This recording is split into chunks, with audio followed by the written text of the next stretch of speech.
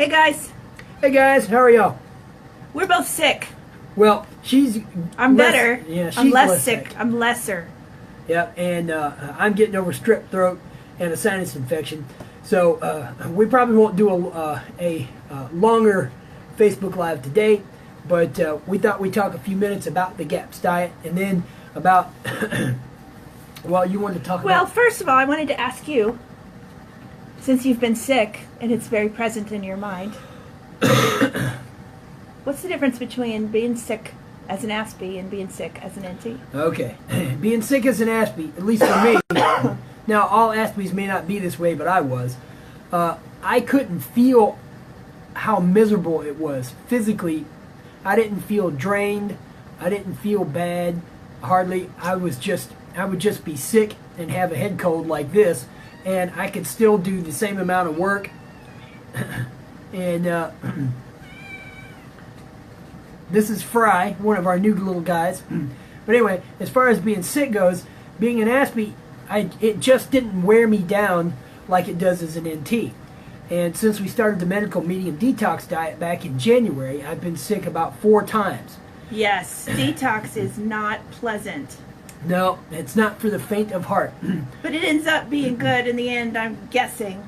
Well, every time we've been sick, we've been less sick than the time before. Right, and we feel better when we get better than we've ever felt. Exactly. And so, as far as being sick as an NT goes, now I feel really miserable when I'm sick. And I've complained about it a few times since I've been sick. Not just this time around, but sick at other points. And he wants to be right in the middle of this. But I lose just about all my energy and have to sit around. And while I don't complain, I didn't complain when I was sick as an Aspie, according to her. I complain a little bit when I'm sick now, but not much.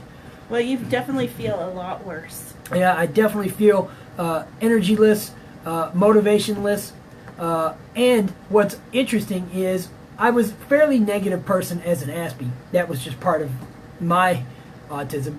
But now, when I'm sick, my mind is really negative, whereas when I'm not sick, it's generally pretty positive and all right. So... Let's relate that to pain as well. Oh, well, as an Aspie, I didn't feel much pain, and I've mentioned that before in other episodes. And to the point of I could reach into boiling water or water that's nearly boiling and pull things out. If I got cut, I wouldn't notice it, that kind of thing. Now, when I get sick, I feel muscle pain, which I never felt when I was autistic. And my mind changes quickly. Once I start getting sick, I may not know yet that I'm sick, but once that starts happening, like a fever and that kind of thing, I get really unpleasant in my head. And so, So would you say your body awareness has come on? Yes, my body awareness has definitely come on. Because I could just work and work and work while I was sick as an Aspie, and it just didn't seem to make any difference to how I overall felt. It might have, I just couldn't actually physically feel all those differences. And so, but now when I'm sick, here, get the whole face on there. Get your face on there. See, look at there. Look at all those Say people. hi. All those Say zero hi. people. This is Fry. Oh, there's one person. Look, Yeah. Fry, you brought a person. Yeah. Oh, one person. One person. Say hi, Fry. But Meow. anyway, as far as that goes, pain. Body now, awareness. Body awareness has really. I can actually pinpoint pains in my body now, which I could not do that. You didn't even when I was know. autistic. Yeah, I didn't even know. But I was always amazed by her because she can even tell what part of her brain is either on or not working correctly. She can even say what it's doing or not doing. Me, I can't do that. Well, I take that back. Just a few weeks ago, probably about 2 weeks ago, I could tell that the front part of my brain wasn't working very well, and right above and behind my forehead, and So that was a new experience. that was a brand new experience because I've never been able to do that, let alone with my brain. So what, did the GAPS diet change you, or did the medical medium diet change you? I think the medical medium diet changed that more than anything, getting rid of most of the heavy metals. And the GAPS diet, that stuff, while pain came out on the GAPS diet, I was able to feel more pain. I wasn't able to really pinpoint pains very well unless they were muscle pains. And so you spent 4.5 years on the GAPS? 4.5 years on the GAPS. So, and then within, how long did it take for this to change on medical Well, medium? we've only been doing the medical medium for about 3.5 months, since January, and it's now the middle of April, so it's about 3.5 months. So you've seen more The changes have been more dense. dense. They've happened quicker and in quicker succession than they did on the GAPS. Let's talk about your obsessive compulsive diagnosis as well. Well, when I first got my autism diagnosis in 2012, the psychologist, she said, well, you also have obsessive compulsive personality disorder. And so I didn't really, she told me then that it helped me make sense of my world, it allowed me to persevere, which I've told you about my perseverance. It is insanely persevering. So we'll go with that. But my perseverance allowed me to understand the world, and I wouldn't give up. I just kept going. And so she has listened to the Medical Medium's podcast on obsessive compulsive disorders, and he says that that's basically all tied up to what? To heavy metals? It can be. There are several things, viruses and Bacteria. we can post that if Yeah. yeah we can post that. And that would be helpful. But But explain why it came up this week. well, it came up this week because while doing the detox for the medical medium diet at the beginning of January, doing that whole month of detox, I got rid of a lot of my anxiety, which that was a great thing because I really was looking forward to that, hoping that I would get rid of my worried mind. And so for the most part, it's gone. I've also used EFT to get rid of emotional traumas that I had that kept me anxious as well.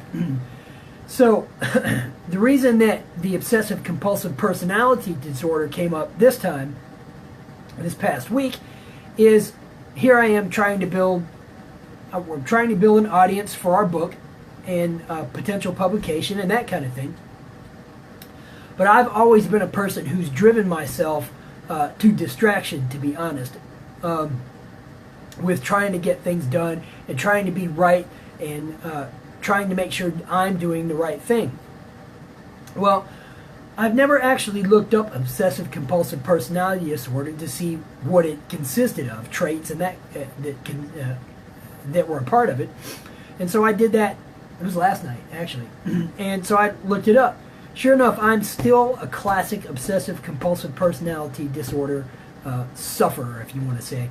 And I was thinking to myself, I wonder how I'm going to get rid of that part, because personally, I would rather not be driven until I'm stressed out, because then it stresses her out. And it has in the past, even as recently as a couple weeks ago. And so I would rather just be able to do what I want to do without feeling like I'm being pushed all the time. And I think the key to that is fruit. Yeah, exactly. Medical Medium says that those who have autism and really need more fruit than anybody else. Because their glucose stores are gone. Exactly. And so, after looking up the obsessive compulsive personality disorder and then wondering, how am I going to get rid of that? What I realized is, at least being aware of the traits, now I can say, well, you know what? I don't need to participate in that behavior. I don't need to think that way anymore. And so I can let them go. So that's a big win for us. So you've gotten better. I've gotten better just since last night. And but it's so that obsessive compulsive personality disorder, oddly enough, I read that 40% of people who are diagnosed with Asperger's syndrome are also diagnosed with obsessive compulsive personality disorder. And some of you may be familiar with that, but after reading about it last night and mulling it over, I realized, that's one of the last big hurdles that I'd like to overcome, because then I can relax about my life and get on with it instead of feeling like I have to learn sales or marketing or numerous other business things that I thought, well, I need to know this so that I can. That's not actually me. I might need to know a little bit of it, but I don't need to master it. I felt like I was always pushed to master everything that I undertook. And that was the OCPD. And that was the OCPD, the obsessive compulsive personality disorder. I felt like I was being pushed to master everything that I learned. Well, I would rather enjoy life, but the obsessive compulsive personality disorder did not allow me to enjoy life. And so I'm going to be working through that over the next few months, next year or so, and hopefully it will be totally gone. To now be aware of it has really made a difference. Awesome. Do you have anything else to say? No, I don't, but ours is not going to be very long today, but it will be short, sweet, and to the point. All right, Okay. that's episode 6. All right, see you guys later. Bye. Bye.